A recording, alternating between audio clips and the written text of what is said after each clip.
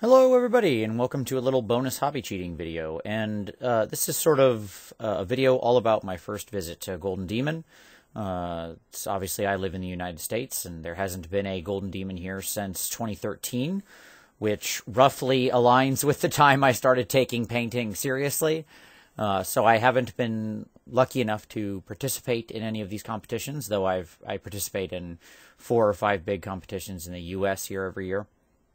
But I've wanted to make the trek, so recently for Warhammer Fest, I convinced the wife to have a vacation and go to England.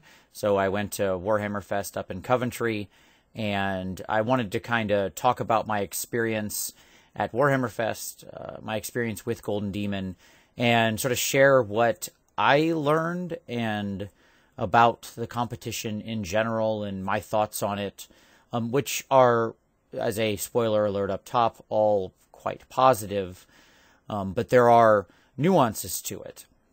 And so what I want to share in this video is we're going to do a little bit of sort of a TikTok of my time there, but I'll move through that quickly, and then we're going to get into sort of my thoughts on the competition.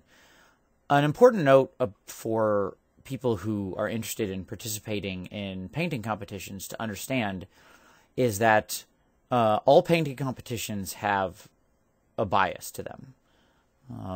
That's not a bad thing. It's just a thing. That what is being judged here when you're judging in a painting competition is about 50% or some percentage, let's just say some percentage, technical skill and some percentage art. Art is subjective. So that bias will be expressed by the subjective appreciation of certain elements or compositional presence in one competition that may not be valued in another. There is nothing wrong with that. That is, when you compete in a competition like this, you are giving yourself over to be judged by the judges in whatever means they deem appropriate, period. You do not have pushback or recourse to complain. You have signed on the dotted line that they have full and final power to make decisions. Okay? So, zero part of this or any video I ever make will be complaining about judging in a painting competition. Painting competition judges work incredibly hard. I've done it myself on several occasions. It's in a never on a scale like this. I know how hard I've done it and the smaller things I've done. I cannot imagine judging a thing like this. So you're never going to hear that. But it is important to understand the biases that are present. And every competition I go to has a different set of biases. We tend to have, that word tends to have a negative connotation, but I don't mean it that way. I just mean that it's always tougher the first time you go. So I knew, going to my first visit, that this was going to be a challenge because I had a set of models that I had painted, but I didn't really know what I was aiming for. I didn't really know what the judges would like or not like or expect, etc. Whereas with a lot of U.S. competitions, I know sort of the way that they are judged and what they're going to look for and what they're willing to, how they tend to score and so on and so forth. So experience matters in a painting competition, just like anything else. That's what I'm saying here. And so I'm going to try to share some of my initial thoughts.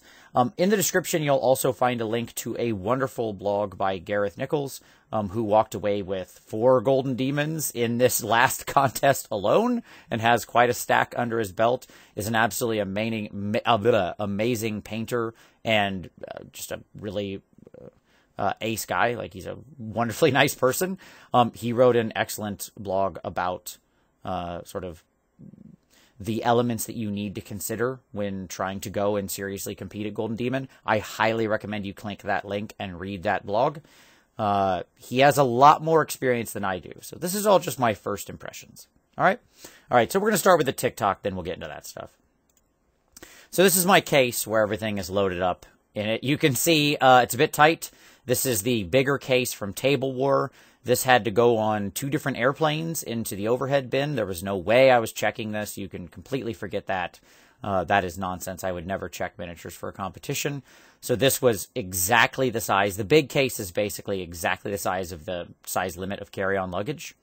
And it just fit in the overhead bin. If I laid it down, it had to lay on its back. So all these things I knew had to be, they're all magnetized to the metal bottom that I added. and then also tacked down. I did not use enough tack. Everything stayed in place, but I was never comfortable the whole time. I should have used more tack. It was stupid not to. There's no reason not to. I was somehow miserly with my tack. Like, I don't have huge stacks of this stuff, but I was like, oh, I don't want to use it all. Are you a moron? Like, I was on the plane. I was literally thinking to myself, how stupid are you that you didn't just go nuts with it? Because who cares? Anyway, there's my first lesson learned for next time. Make sure your things are very secure. Everything did stay in place, even when this was laying on its back. It was, very treasured and kept, and it of course got pulled for security once, when I was going through my local airport, and, the guy literally pulled it off, looked at it and said, "Is this War Machine stuff?" I said, "No, it's Warhammer." And he said, "Oh, my girlfriend played Fantasy several years back." And I was like, "Oh, that's cool." And he's like, he scanned it with a little wand and was like, "Yeah, you're good, man." So I was very thankful to that guy because he understood and respected what was going on and knew I was just a nerd bringing miniatures. So they were obviously tightly packed in here, but this was a great case. I was very happy with it. So thumbs up if you're looking for a good case for transport. Table War makes an awesome case. The front of this pulls completely off, which is very cool for getting things in and out. Makes it super easy. I dig it. I did end up pulling out the leather bottom that was here and replacing it with a metal sheet that was cut to size, but whatever. No big deal. So this went with me on a little airplane as I flew over to England. Saturday morning, I got in line. I thought I was there early enough. I got there at like 9:30, and this was the line. Okay, when they say they start at 10, they mean it for real. So they open the doors at just a few minutes before 10 a.m. and everybody kind of rushed in. You get your badges for the events. All of the seminars and stuff are free. So you just tell them what you want to go to and they hand you little badges for them quickly. It's pretty fast and convenient. So that was nice and easy. I sat there for about 20 minutes. My wife was, I think, less amused than me. She's standing next to me in line at this point, but I was pretty excited. This is at Ryko Arena, so it's in Coventry. It's obviously not at Warhammer World for Warhammer Fest. The other smaller Golden Demon events are all at Warhammer World in Nottingham, but this is sort of southwest. Yeah, that's right. Southwest in Coventry. Not very far away at all. I mean, nothing in England is very far away. It's not a huge place. And I drove up there. We got in late Thursday. We drove up here early Friday, hung out, and went and saw some of the city, and then came here Saturday. So there you go. All right. This was my entry that ended up that this was one of many entries. I entered 7 different things. You saw them all in the case there packed up. This was the one that ended up doing the best. This is my Priss and the Replicants, my Escher conversion gang, which, by the way, I had never seen the Belladonna sculpt. So if you've seen the new release from Forge World, or I guess no, it's actually mainline. Whatever, from Specialist Games, they released a new special character, Escher special character named Belladonna, and she has the mechanical servo arms and legs, she's partially cybernetic, which was super cool because I didn't know that when I converted these girls. I wanted them to be partially cybernetic. It seemed like a cool thing to do, so I replaced some of their limbs, and you'll see legs and arms that have been replaced. It just seemed appropriate. If you're fighting in the Underhive, you're going to have limbs blown off. It's a very deadly world, so I just thought it'd be a fun thing. And I like 80s. I wanted them to be very cyberpunk, very 1980s, Bubblegum Crisis, sort of kind of look and feel of these bright neon, what do I want to say? The sort of cyberpunk colors, right? Of this sort of synthwave color palette of the pinks and the blues, the teals, the purples, etc. It's colors that I'm comfortable with and work with a lot. They're all my favorite colors, so it was cool to do this. So this was a lot of fun. And the result of this particular unit in its category was this. That's me. Yay! I was very happy, obviously. That's not in any way sarcastic. This is me smiling. That's how I smile. I'm one of those people who cannot smile on demand, which, again, frustrates my wife for pictures. but this is me attempting to smile. I am actually incredibly thrilled beyond belief in this photo. I ended up winning a bronze in this category, so for my first time there, I was just beyond thrilled. Warhammer Fest is obviously the big one of the year in the UK, and so there were a lot of people there from both all over the UK and around Europe. Obviously, the overall Slayer Sword winner, Angelo DiCello, who did the incredible Horticulists, he had traveled from Italy, where he's from. He won quite a few awards, by the by. He is an amazing painter. I hope they put all the pictures up soon so you can see all of the great work that was there, because it really was a lot of amazing stuff. And I think that if you go and look at the Warhammer Instagram, they have some of the pictures up from day 1 and day 2, so you can go find them there. But this was obviously the fulfillment of sort of a lifelong dream. I had, wanted to have a demon on my shelf for a long time, so having one was very thrilling. So this was Sunday afternoon, and I'll sort of very quickly, I'll talk about the schedule later, but this is about 3 p.m. An interesting element of this competition is that about 10 minutes before the award ceremony, they do an announcement of everyone who's won, but they don't tell you what. They just say the following thing. They're like, would the following people please report to the main stage? John Smith, Jane Doe, right? And they start reading names out loud on this loudspeaker over the whole arena. I don't know that there's been a more stressful series of names I've heard read in my life than that, because I'm just sitting there all the time like, is it going to be me next? Is it going to be me next? Like, every name, you're like, what if the list ends? You're like, don't end, keep reading if it's not me. So I mean, it is a very funny thing that happens. And I happen to be running to my car, which was parked in a parking lot 8 million miles away, it seemed, to get my case to pick up my figures after the competition, because they're very strict about picking everything up. And so I'm like running back into the arena and listening to this announcement at the same time. It was an unseasonably warm day. It was like almost 80 degrees in England in May. And I'm wearing like my jacket and all of this because I had expected English weather, not balmy California sun. And so I'm like sitting there sweating, running, and listening to these names. And so I did hear my name called, which was awesome. And so I went in.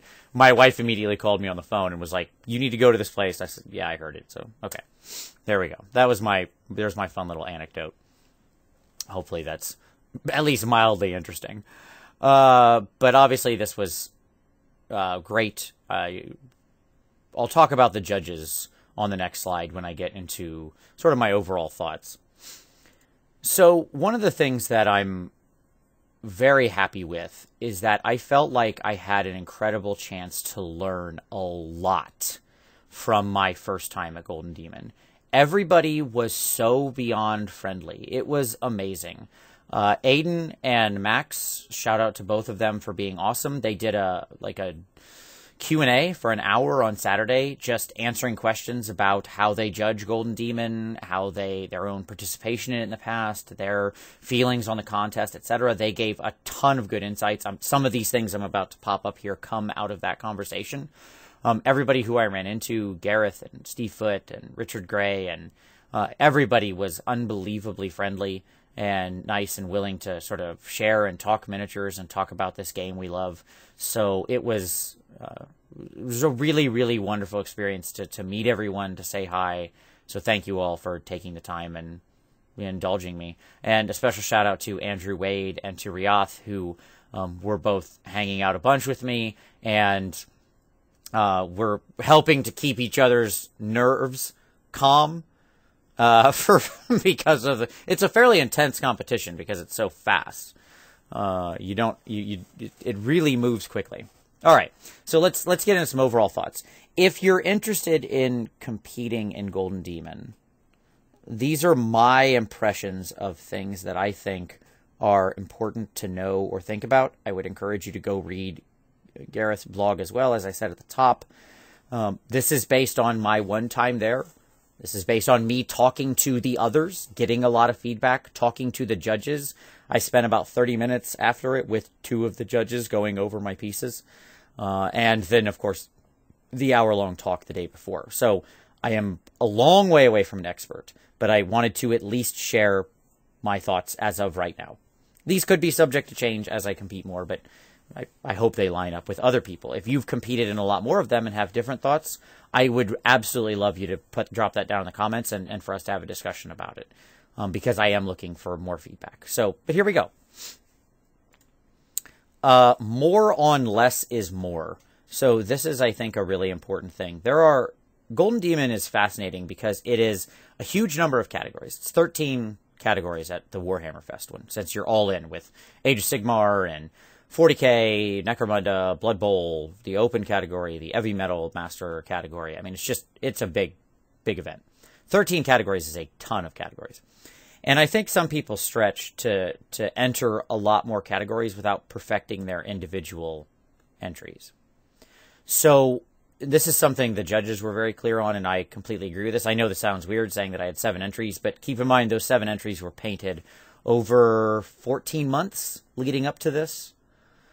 And I paint 60 hours a week. So, I mean, you know, they wasn't all dedicated to that.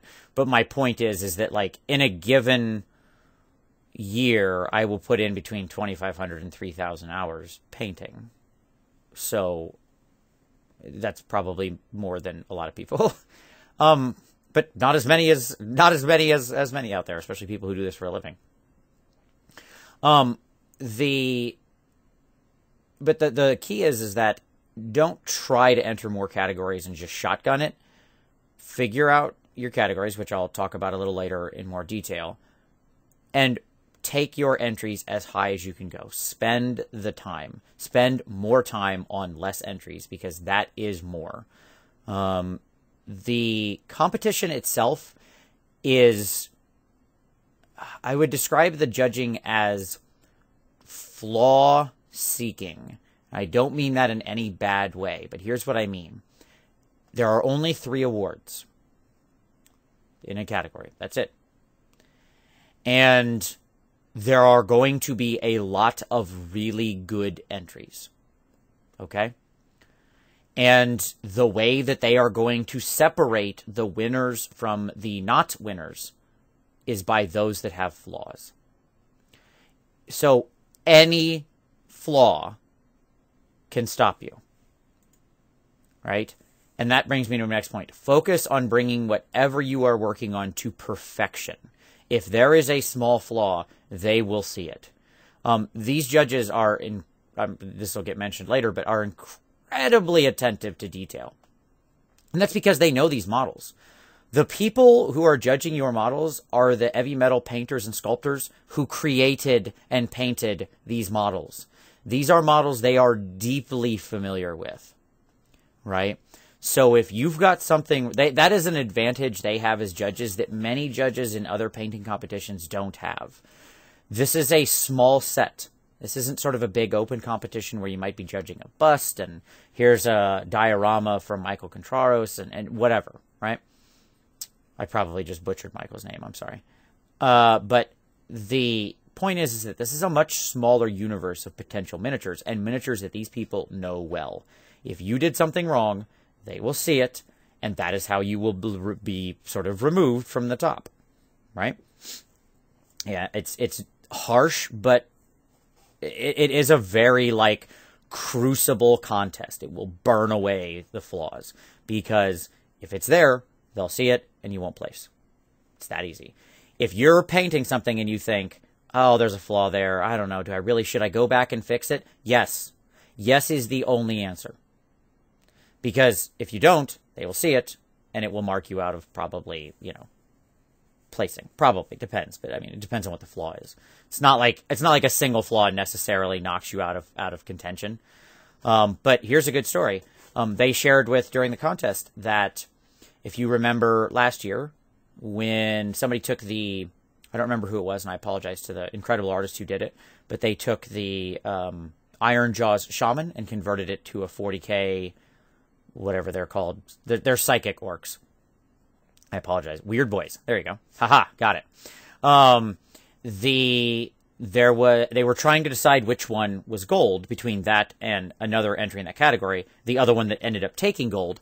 And the reason that the Weird Boy didn't end up winning is because in the conversion, under his arm, hidden away, there was a small gap that didn't get filled. That was it. So he got silver. And it, like, again, none of the pictures will you see that gap. Like, it's hidden away. But it was a flaw. And they had to find some way to figure out which one of these two absolutely stunning pieces of art were better. So there you go. IP matters. This is one of those things that I talk about with, like, sort of the bias, quote unquote, of Golden Demon. You know, some part of Golden Demon is a marketing exercise for GW. You can gnash your teeth and yell in the wind about it or accept it. You are probably not going to win a demon if you bring a really beautifully painted Green Knight. Sorry. Bretonia is dead, and it's not IP they're pushing, and it's not really a current model. So unless it is literally the most gorgeous Green Knight in the history of Green Knights, like if it is something that just people, like the Ark of the Covenant, I'm sure it would probably overcome it.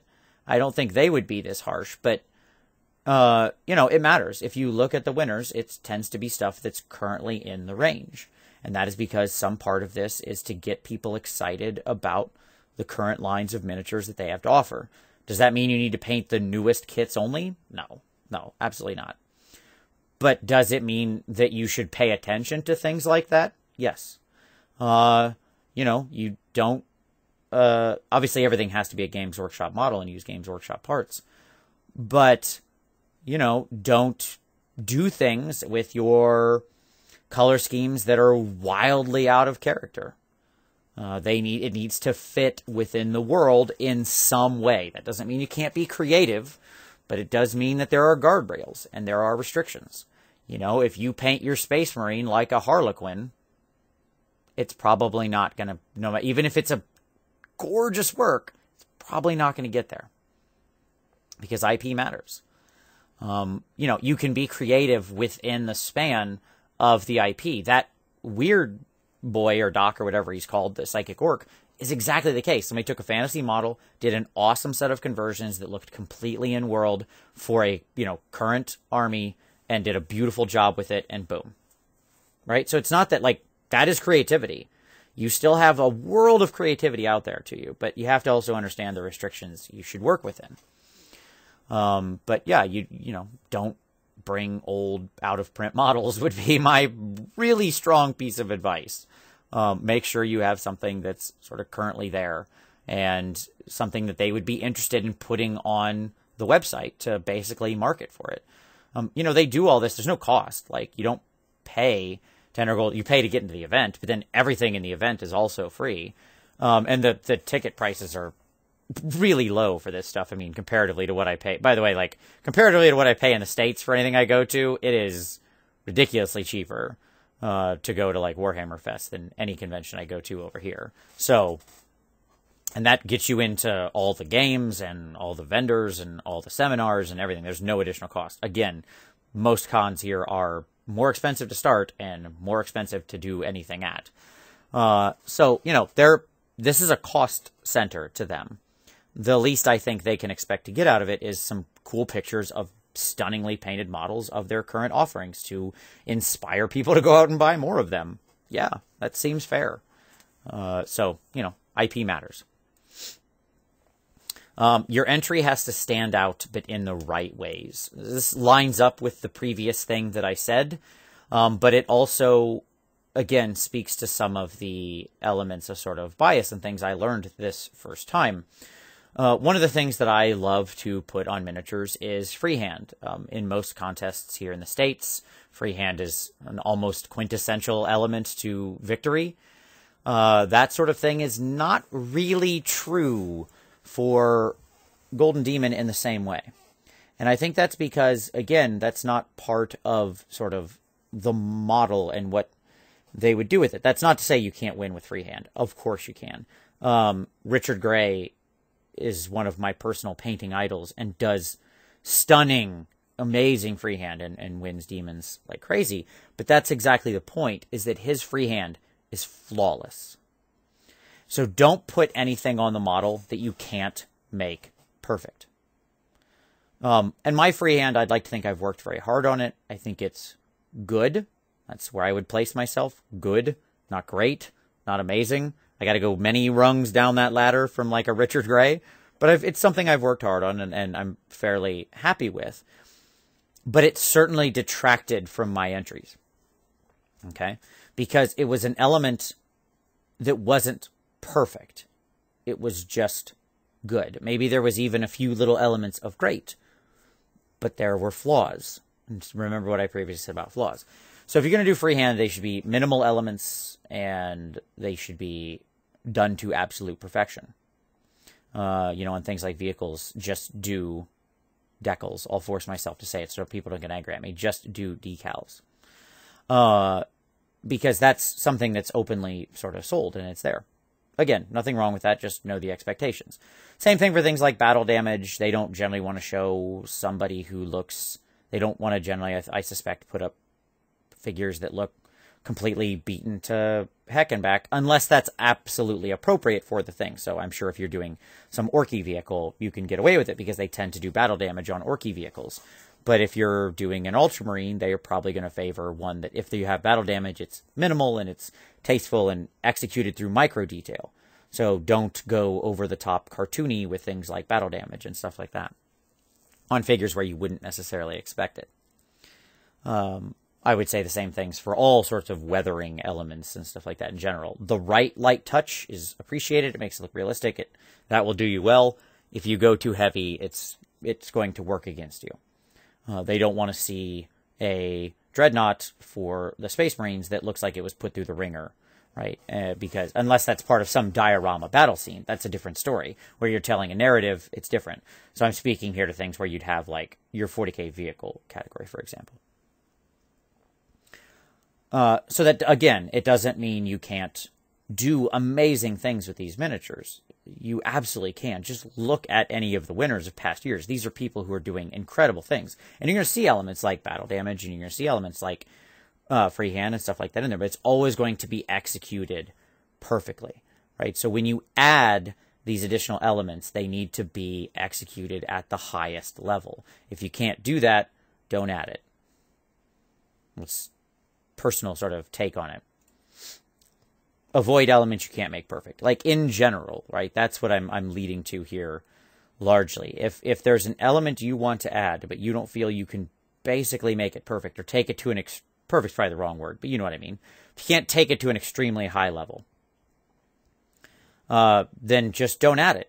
And focus on making the entry you have as good as possible. Simpler but executed to perfection will beat complicated and flawed in this contest. That is what I have noticed. When I looked at the cabinet, when I look at past winners, if you look at like what won the open competition this year, whenever they hopefully post it up, two of them are fairly straightforward takes on Blood Angel Space Marine, one from Gareth and one from Darren Latham, who I was also very happy to meet finally in person, another idol of mine. They are basically Blood Angel. I think they're both captains. I don't know. I don't know the ranks of Space Marines well enough. But when I say that they didn't add a bunch of other stuff that didn't need to be there. They didn't have like huge banners hanging off of them or flying off of them or, and unbelievable explosions and battle scenes and 10-foot high bases and stuff like that. They were both just darn near perfect Blood Angels, right? They were beautiful takes on that model done in each of their individual styles that beautifully captured what that miniature can be. I mean, they were gorgeous, just gorgeous, right? Because they were, if you think about the larger concept of what it is, yes, it's a Space Marine Blood Angel Captain. It's a simple, quote-unquote, miniature. But the execution of the paint was so perfect. That was in the technical perfection, right? When you looked at the way that they captured light at the way that they captured reflections and shadows and the contrast on the miniature and everything about them. They took that quote-unquote, I'm making finger air quotes right now, simple concept to perfection. And the judges recognize that, right? This is a fun one. Bases are pretty irrelevant. I think in Gareth's article, he said bases don't matter. I would tend to agree with that, but I would say bases are pretty irrelevant. I think they matter some. Like, you can't just show up there with black plastic or something, right? But the bar, I don't know how the judges would feel about me saying this. I don't know if they agree with me or not. But I would say, given the bases that were on just the winning entries this year, bases are pretty irrelevant. And what I mean by that is, if you compare it to my experience in a lot of other contests, especially here in the States, where, you know, your basing game has to be at as high a level or higher than your miniature itself. Or it will, I have had models lose ranks in open competition, fallen out of competition, because I was told that the base, which I spent a lot of time on usually, wasn't done to the same level as the miniature itself. Whereas that isn't really the case here. And that's not, again, not a bad thing. Think about the Heavy Metal team's miniatures themselves and how they're put onto the website. You know, most of the Heavy Metal team's bases are basically sort of some well-textured and painted sand and a couple tufts. They're very simple. So I think they just sort of favor simplicity. Let the miniature speak for itself. Obviously, that is anathema to me, personally, who is very much about over-the-top, insane bases that you spend as much time on as the miniature itself. But it's something important to understand. By the way, I don't think you necessarily detract from your entry with a base. As long as, again, you execute it to an extremely high, near-perfect level. If you have flaws, it will detract. Right? A bad base will hurt you. A good base probably won't gain you much. So again, focus on execution, right, of what you're doing. Because, and again, this is something that this came straight out of the talk, by the way, from Aiden and Max. They were very clear on this. Like, an amazing base with an okay model versus an okay base with an amazing model, the model is going to win every time. Every time. 10 out of 10. Right? No matter how amazing that base is. It's just, like, they were very clear about that. So you can't just do nothing. I'm not saying that. Just, again, like, you just be like, oh, it's just nothing base. It's got to be a little more than a nothing burger, I think, in most cases. Unless, yeah, let me say that. But, again, focus on simple but quality execution, I think, would be my statement on bases. Understand the categories. This is, I think, something that's really critical. The different categories have a very different number of entries. They're very different in how they work and what you're going to get judged on and what they're looking for. The single miniature categories are going to have the most numerous entries, are going to be the toughest. So 40K, the Heavy Metal Master, and the Age of Sigmar singles are all going to be probably highly attended or highly entered and going to have really high quality entries in them. Like a lot of really high quality entries. Stunning stuff this year. I loved so many things I saw in those cabinets. You getting into things like unit, you're going to see less entries. That doesn't necessarily mean it's easier to win, but it might. I mean, at the same time, if 3 just headhunters show up with 3 just butt-kicking units, well, there's only 3 awards, right?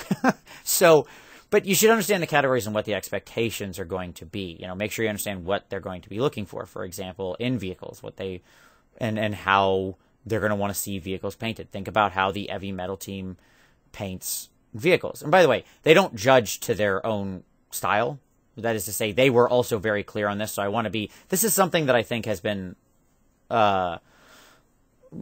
sort of lobbed against Golden Demon previously, that they only like their style, the Heavy Metal style. I don't think that is true at all. I think they are, the judges who are generally drawn from the Heavy Metal painters and the sculpting team have a wide range of tastes and styles that they appreciate. They themselves are all artists. They certainly have a house style that they utilize, but they've been very clear about liking other things. And if you go back and look through the previous entries, there are lots of Golden Demon winners that don't fit the quote-unquote heavy metal style. So I do not think that is discounted if you're using sort of different styles. The Slayer Sword winner from last year, Pisarski's Tribute, is a great example. That's a very non-heavy metal style work. And yet, I mean, it won hands down. There was no question about it. It's a glorious piece of, it's a heartbreaking work of staggering genius. So, my point is more understand what they're going to look for in vehicles, right? What are the things that make a good vehicle versus a good monster or a good unit or single miniature or whatever. Understand those categories. If you are really trying to play to your most strength and give yourself the best chance, then things like units or large might be a better area to enter. Those tend to have less entries, though those also have a much higher bar of work because you've got to paint 3, 5, 10 minis or a very, very big mini, and you've got to do it all to basically the same quality as you would one figure for single figure. So the bar is higher at the same time. And it can be a good way to approach it, but you need to understand the extra sort of effort that you're going to get yourself into there by deciding to line up and go for that. Okay? Set your expectations accordingly. This is, I think, a really important thing. When I went over there, obviously, I flew on an airplane and stayed in a hotel and rented a car. It wasn't a small expense to do this. And I'm not trying to be like, oh, blah, blah, blah, blah, me. I'm just like, it was a vacation with my wife. So, that was obviously the secondary reason for it. But at the same time, I didn't expect to win anything. I really didn't. I hoped, of course, to win something, as we would all do when we enter. We would all hope. But I think it is really important to set your expectations such that you can't expect that you deserve to win something. I never go into a competition thinking that, because no matter how much time or effort or whatever you've put into your work, and by the way, everything you paint, this is another reason why you might not want to play categories, everything you paint should be something you love. Passion comes through in miniatures. If you love the colors you're working with and the models you're painting, that will show. So don't pick a category and do a thing because you think it's easier to win and then you have no love for it. You will not do as good a work as if you love the colors and the minis and the game and whatever. Be in love with your art. It shouldn't need to be said, but passion shows. Okay? And assumingly everybody is passionate about what they're working on. And so you can't expect to win. Again, there are 3 prizes in a category. If 3 other people happen to show up who also had put in a ton of time and also had a ton of passion, then you can't be one of the 3 anymore. And that's just how these sorts of things break sometimes. That's the nature of the beast. And again, it's one of those things you can either scream into the wind or you can set your expectations and appreciate and value the competition and the learning and the sharing with other artists and take in those other pieces and be inspired. I think that was really the number one thing I walked away from with this. Was I was so inspired. I was honestly kind of sad that I stayed in the UK for another 4 days after the contest. And we went down to London. I had a very fine time with my wife, but I would have rather just been back at the paint desk, man. I'll tell you, I was ready to go. I could have sat down that night, cracked something, and just started working, because seeing all those people who were so passionate and so many great pieces really inspired me to just, I want to get working. So set your expectations. Don't expect to win. Hope to win, of course, and paint to win. Again, put in the work as though you want to win. Dress for the job you want. Paint for the prize you want. But don't expect it. Nobody deserves it. No matter what. I mentioned at the top about judging, I'll say it again here. The judges work incredibly hard, incredibly fast, and have an unbelievable eye for detail. I'll give you some proof points about this. A normal Golden Demon, so for schedule for the Americans or others who may not have participated in this, because this is very different than U.S. competitions. In most U.S. competitions, I show up on Wednesday or Thursday. I put in my entries.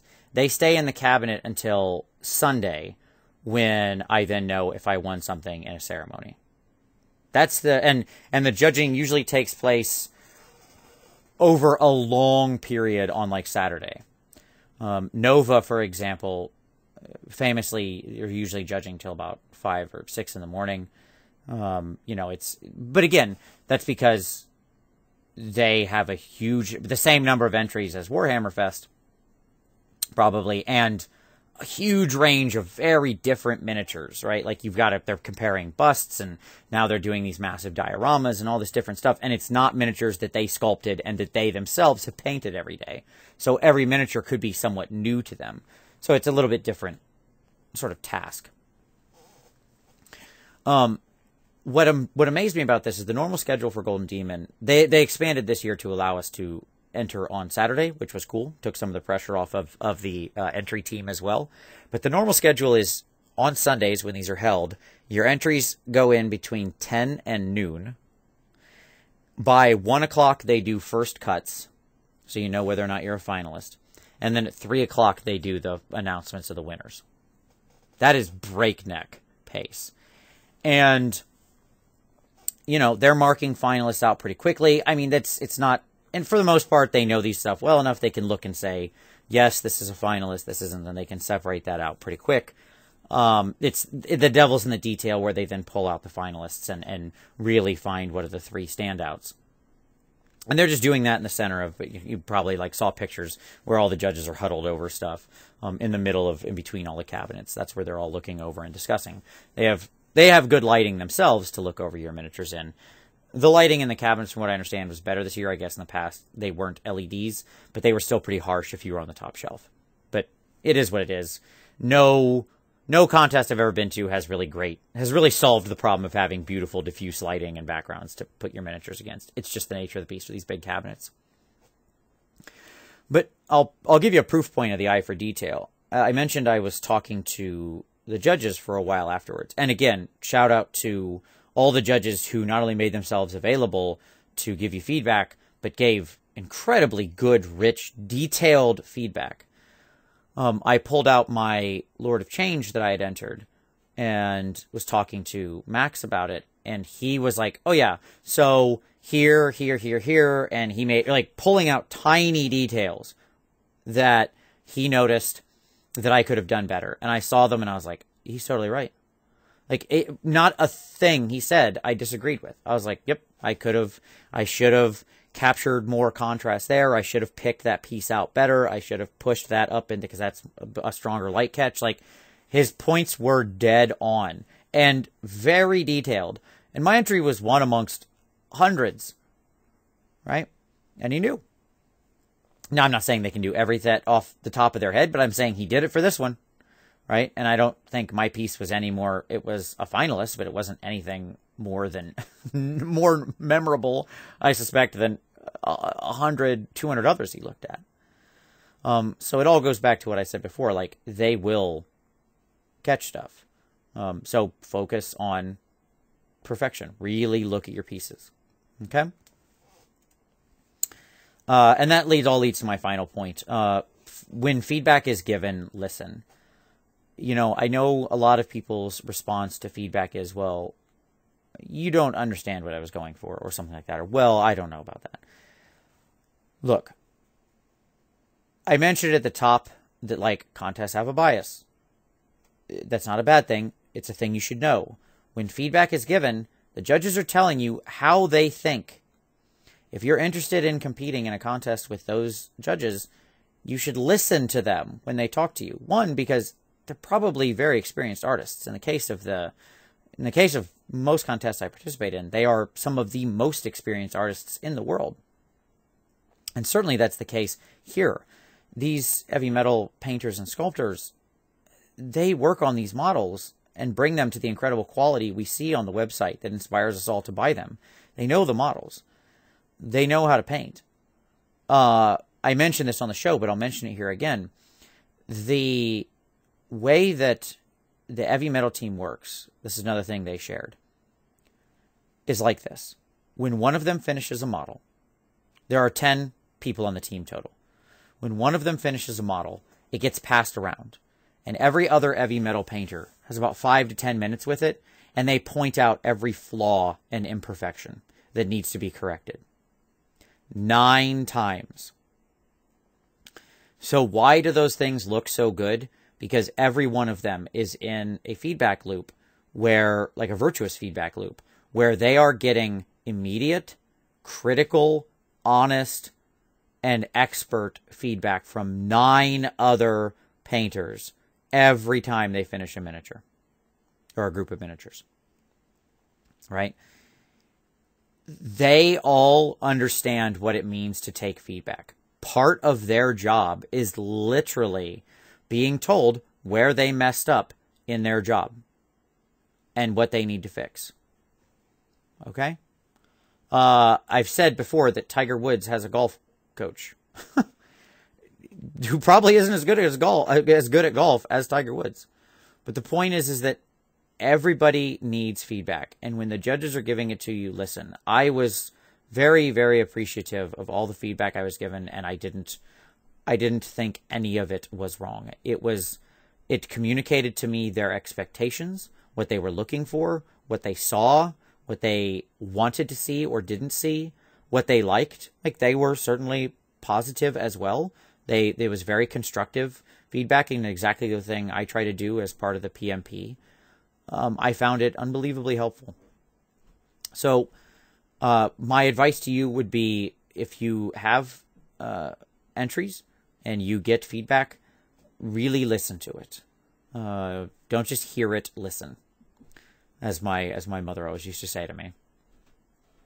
So those are all my thoughts. Overall, it was a really, really fun time. I loved it. I love participating in it. I mean, I'm sold. So I will, as I've said before in another video, God willing, I'll be back there again next year. And I am excited to sort of put all of this into play and see what I can do next year. But I couldn't have been more thrilled. Thank you again to everybody who did give me feedback, who talked to me, who I met.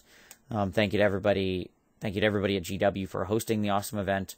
And I hope that this was helpful for you if you're interested, or at least I think maybe it hopefully gave you a way to think about Golden Demon, if it's a thing that you're interested in participating in. If you have different experiences or thoughts, I would love to hear them. As I said, all of this is based on my own opinion and or what was told directly to me and or what I witnessed after one visit. I am not the expert. Okay? So please don't think I am trying to present myself as that. I am trying to say these were what I experienced after one time. But if you have different things, drop it down there. Let's have a conversation in the comments. I would love to have it. But, of course, as always, I appreciate you watching this one very much. Give it a like if you liked it. Subscribe for more normal hobby cheating in the future, where we talk about painting and techniques and stuff like that. But as always, I really appreciate you watching this one, and we'll see you next time.